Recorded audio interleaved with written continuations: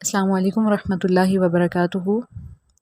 ہمارا جو سلسلہ جاری ہے اصلاح کے طریقے کا، جو اللہ کے رسول صلی اللہ علیہ وسلم کا سکھلایا ہوا ہے، ان میں ہم نے حدیث دیکھی المؤمن مرآۃ المؤمن، مومن مومن کا آئینہ ہے۔ سب سے پہلے ہم نے یہ دیکھا کہ مومن کو اللہ کے رسول صلی اللہ علیہ وسلم نے آئینے سے تشبیہ دی۔ آئینے میں ایسے کتنے اور کون کون سے اور کیا اوصاف ہیں، آئینے میں ایسے کون سی خوبی ہے، اللہ کے رسول نے مومن کو آئینے سے تشبیہ دی ہے۔ پھر ہم نے اس کی سب سے پہلی صفت جو تھی وہ یہ دیکھی کہ آئینہ ہمیشہ پہلے خود صاف ہو تو پھر دوسرے کو اس کا چہرہ دیکھنے کا موقع دیتا ہے۔ اگر آئینہ صاف نہ ہو تو خود دیکھنے والا جو ہے وہ اپنا چہرہ دھندلا نظر آتا ہے، تو وہ کچھ بھی کلیئر نہیں دیکھ پاتا ہے۔ تو ہم نے دیکھا آج کے اصلاح کرنے والوں کا تقریباً یہی حال ہے کہ وہ اصلاح کیوں نہیں کر پا رہے۔ وہ ماں باپ کی صورت میں ہیں، وہ اساتذہ کی صورت میں ہیں، وہ علماء کی صورت میں ہیں، وہ جو بھی ہیں، امت مسلسل بگاڑ کا شکار ہے۔ امت مسلمہ، امت محمدیہ مسلسل بگاڑ کا شکار ہے۔ یہ بگڑتی جا رہی ہے دن بدن، روز بروز یہ بگاڑ بڑھتا جا رہا ہے۔ تو وجہ کیا ہے؟ تو سب سے پہلے اصلاح کرنے والے کو خود صاف ہونا چاہیے، اور اس سے پہلے لیکچر میں ہم نے بے عمل داعی کی جو قیامت کے دن انجام ہوگا وہ بھی پڑھ لیا تھا، اور پھر ہم نے دیکھ لیا تھا کہ کون سے چیزیں ایسی ہیں جو آپ بنا کیے بھی دوسروں کو بتا سکتے ہیں، بے عمل داعی میں نہیں آتے ہیں، اور کون سی ایسی چیزیں ہیں جو آپ خود اگر نہیں کرتے تو آپ کسی کو بھی نہیں کہہ سکتے ہیں۔ آگے چلتے ہیں۔ ہم نے دیکھا کہ شیشے میں وہ تمام اخلاقی اوصاف موجود ہیں جو کہ اللہ اور اس کا رسول ایک مومن سے تقاضا کرتا ہے، جو اللہ اور اس کے رسول کو ایک مومن سے، ایک مسلمان سے اس کی جنت کی تیاری اور جنت میں درجات کی بلندی کے لیے اللہ اور اس کے رسول کو درکار ہیں۔ وہ تمام اخلاقی اوصاف شیشے میں موجود ہیں۔ اخلاقی اوصاف اس لیے کیونکہ قیامت کے دن میزان میں سب سے زیادہ وزنی جو ہے وہ اخلاق ہی ہوگا۔ اس کی بہت ساری مثالیں ہم الحمدللہ ان سے واقف ہوں گے، جس طرح دو عورتوں کی مثال ہے، ایک کے بہت زیادہ صدقات، نمازیں اور روزہ، اور دوسرے کے فرائض کے علاوہ کچھ نہیں، لیکن رسول اللہ صلی اللہ علیہ وسلم نے جنت کی بشارت کس کو دی اور جہنم کس کے لیے قرار دی، ہمیں معلوم ہے، ہم اس سے واقف ہیں۔ اب دیکھیں، آئیے دیکھیں، شیشے کے سامنے کھڑے ہو جائیے، دیکھیں کہ شیشہ آپ کی برائی دیکھ کے سب سے پہلے تو وہ آپ کو طعنہ نہیں دیتا ہے، ٹیز نہیں کرتا ہے، آپ کو شرمندہ نہیں کرتا ہے، آپ کو ندامت نہیں کرواتا ہے، آپ کو نادم نہیں کرتا ہے، شرمندہ نہیں کرتا ہے کہ دیکھو تمہارے اندر تو یہ برائی ہے، تمہارے اندر تو یہ برائی رہ گئی ہے۔ نمبر 2، شیشہ طعن و تشنیع نہیں کرتا ہے۔ اللہ کے رسول صلی اللہ علیہ وسلم نے فرمایا لیس المؤمن لعانا ولا طعانا، مومن لعن طعن کرنے والا نہیں ہو سکتا، لعنت نہیں بھیجتا ہے، نہ ہی طعنہ دیتا ہے۔ طعنہ کیا ہوتا ہے؟ اس کو اس کا ماضی یاد دلانا، ماضی کی کوئی برائی اس کے منہ پہ دے مارنا کہ تم بھی تو ایسے ہی تھے، تم بھی تو ایسے ہی کرتے ہو، تمہارے ساتھ بھی تو ایسا ہی ہوا تھا۔ دیکھیے کیا ہم ایسے ہی ہیں؟ ہم تو کئی سال پہلے برائیاں بھی دل میں بٹھا کے رکھتے ہیں موقع ملے گا تو ہم منہ پہ ماریں گے. نہیں، شیشہ ایسا نہیں کرتا ہے. نمبر 3، تیسرا نہیں، اس لیکچر کا تیسرا اور ویسے چوتھا وصف یہ ہے کہ شیشہ کبھی بھی آپ کی پیٹھ پیچھے کوئی بات نہیں کہتا ہے. جو بھی کہتا ہے آپ کے منہ پہ کہتا ہے اور خاموش انداز میں کہتا ہے، اور کبھی بھی چلا چلا کے دوسروں کو بھی نہیں بتاتا ہے. بات سمجھ آ رہی ہے؟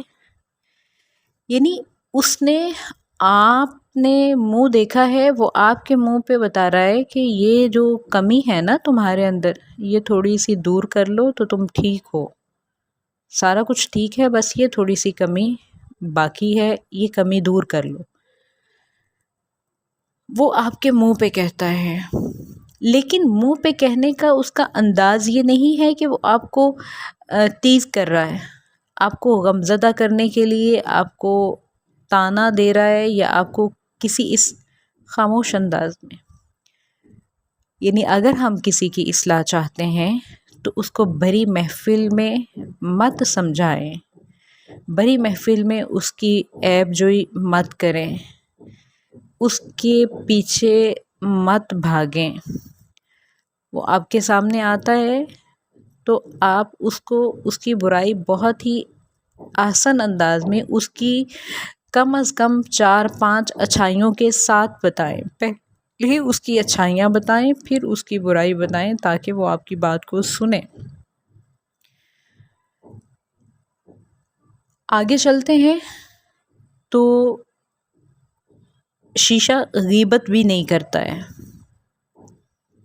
یعنی دیکھیں، شیشے میں ایک دفعہ آپ نے منہ دیکھا ہے، آپ کے بعد دوسرا شخص جب آ کے اسی شیشے میں منہ دیکھتا ہے تو وہ کبھی بھی یہ نہیں بتاتا ہے کہ آپ سے پہلے جس شخص نے میرے اندر اپنا چہرہ دیکھا تھا اس کے چہرے میں یہ برائی تھی.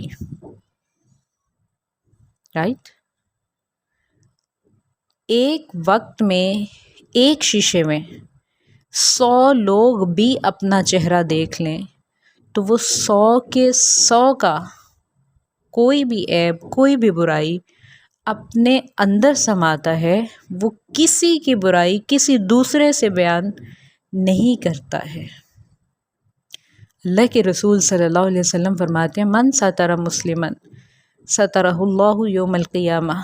جس نے کسی مسلمان کے عیب پر، اس کی غلطی پر، اس کے گناہ پر پردہ ڈالا، پردہ پوشی کی، قیامت کے دن اللہ اس کے عیوب کو ڈھانپ لے گا، اللہ اس کے عیوب پر پردہ ڈال دے گا. تو دیکھیں، اگر ہم ایک بندے کی برائی کو ایک کان سے سنتے ہیں، اگر ہم اصلاح کرنے کے قابل ہیں، اگر ہم میں اتنی طاقت ہے، اتنی قوت ہے کہ ہم اس برائی کو روک سکیں، تو پھر اس بندے کو بلا کے بڑے ہی آسان انداز میں سمجھا دے کہ یہ غلط ہے اور یہ سارا تمہارا اچھا بھی ہے. یہ نہیں کہ تم میں صرف غلط ہی ہے. نہ کہ اس کی برائی کو لے کے جا کے دوسری جگہ پہ بیٹھ کے بیان کریں کہ میں نے دیکھا وہ تو ایسا ہے، وہ تو یہ کر رہا تھا، وہ تو ایسا کر رہا تھا. یہ کیا ہے؟ گناہ. کتنا بڑا گناہ. اللہ رب العزت فرماتے ہیں، وَلَا يَغْتَبْ بَعْضُكُمْ بَعْضًا أَيُحِبُّ أَحَدُكُمْ أَن يَأْكُلَ لَحْمَ أَخِيهِ مَيْتًا فَكَرِهْتُمُوهُ. تم اس سے بعض کی ایک دوسرے کی غیبت مت کیا کرو، غیبت مت کرو. کیونکہ کیا تم میں سے کوئی ایک پسند کرتا ہے کہ اپنے مردہ بھائی کا گوشت کھائے؟ سب سے پہلے تو ہم اپنے بھائی کے لیے مردہ ہونا ہی پسند نہیں کرتے ہیں، وہی ہمارے لیے بہت بھیانک ترین ہے.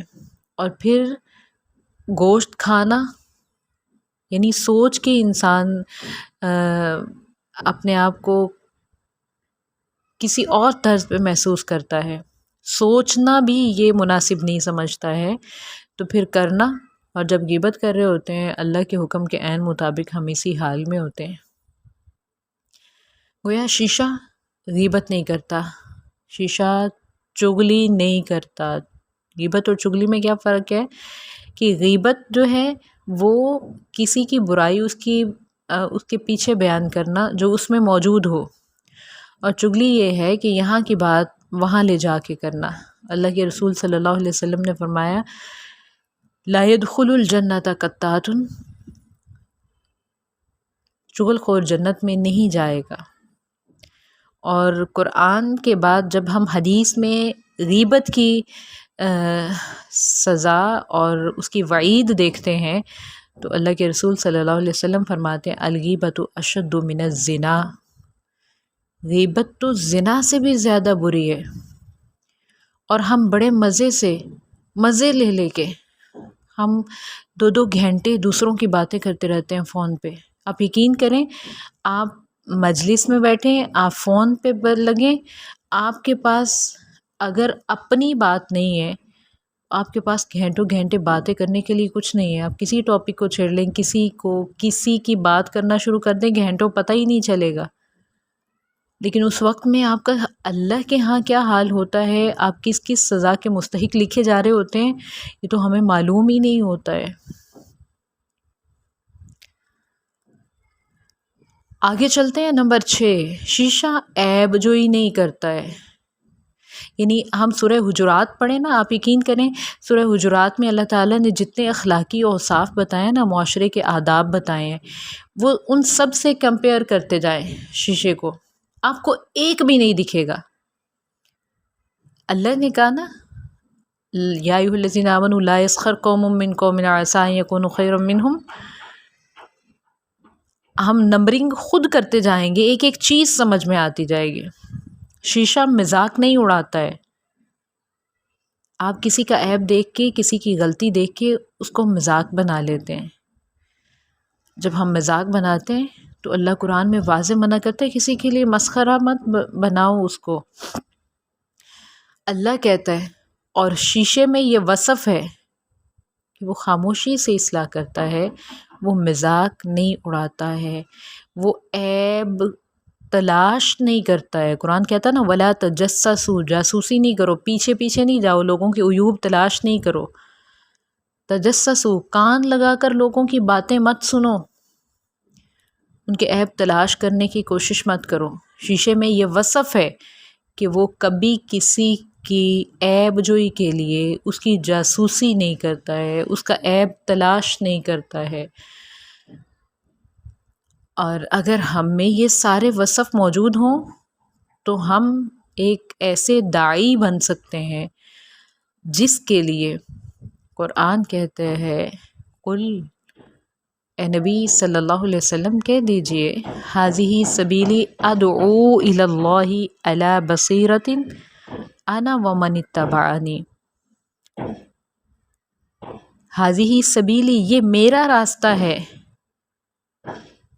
اور میں اور میرے پیروی کرنے والے پورے عقل، شعور، سمجھ بوجھ کے ساتھ اس راستے پہ دعوت دے رہے ہیں، بلا رہے ہیں۔ پھر ہم ان داعین میں شمار کیے جائیں گے اگر ہم واقعی میں اصلاح چاہتے ہوں۔ یعنی ہم اصلاح نہیں چاہتے ہیں بلکہ ہم اپنا حکم نافذ کرنا چاہتے ہیں۔ آج اگر ماں باپ چاہتے ہیں تو وہ بھی اپنا آرڈر، اپنے حکم کا نفاذ چاہتے ہیں۔ وہ یہ چاہتے ہیں کہ ہمارے بچے اگر ہمارے حکم کی خلاف ورزی کرتے ہیں تو یہ تو اللہ کے بھی نافرمان، ہمارے بھی نافرمان، لہٰذا ان کے لیے تو تباہیاں تیار ہیں، نعوذ باللہ۔ اگر استاد ہے تو استاد کی سیٹ پہ بیٹھا وہ شخص بھی یہی چاہتا ہے کہ میرا حکم نافذ ہو، شاگرد میری بات کیوں رد کرے۔ حکم کا نفاذ کریں گے تو یہ لوگ تابع ہونے والے نہیں ہیں۔ اللہ نے کسی کو کسی کا شریک بنایا ہوا ہے، اگر کوئی شریک نہیں ہے کسی کا تو وہ اللہ کی ذات ہے۔ لہٰذا تابع نہیں کریں. کیونکہ آئیے ہم دیکھتے ہیں حضرت علی رضی اللہ عنہ جب ایک شخص کو حد کے کوڑے مار رہے تھے، حد لگا رہے تھے، وہ یہودی تھا، تو اس نے نفرت کا اظہار کرتے ہوئے نا، جس کو حد لگا رہے تھے اللہ کے حکم کی نافرمانی کی وجہ سے، اس نے حضرت علی رضی اللہ عنہ کے منہ پہ تھوک دیا. جب تھوک دیا تو حضرت علی رضی اللہ عنہ نے اپنا کوڑا کھینچ لیا، مارنا بند کر دیا، چھوڑ دیا. جب چھوڑ دیا تو لوگوں نے پوچھا کہ آپ تو حد نافذ کر رہے تھے نا. انہوں نے کہا کہ نہیں، جب پہلے مار رہا تھا تو رب کے حکم کی خلاف ورزی پر مار رہا تھا، لیکن اب نفس کا غصہ تھا، مجھے غصہ آ گیا تھا، تو کہیں ایسا نہ ہوتا کہ اللہ کے حکم کی بجائے میں اپنے نفس کے غصے کی وجہ سے اس کو زیادہ مارتا یا زور سے مارتا، تو اس لیے میں نے چھوڑ دیا. اگر ہم بھی اصلاح چاہتے ہیں تو خدا را وہی طریقہ اپنائیں جو طریقہ اللہ کے رسول صلی اللہ علیہ وسلم کا بتایا ہوا ہے. یہ آپ نے یعنی ہم تو اتنے ٹائم میں بہت زیادہ نہیں کر سکے ہیں، ابھی شیشے کے اندر موجود اخلاقی اوصاف اور بھی باقی بہت سارے موجود ہیں جو ہم اتنے تھوڑے ٹائم میں ایک دم سے سارے نہیں کر سکتے ہیں. لیکن آپ خود سورہ حجرات پڑھیں، سورہ نور پڑھیں، پھر دیکھیں کہ وہ کس طرح ہم ان اخلاقی اوصاف کو اپنا کے دوسروں کی اصلاح کا سبب بن سکتے ہیں. جو باقی رہ گئے ہیں وہ انشاءاللہ ہم اگلے لیکچر میں انشاءاللہ ضرور کریں گے.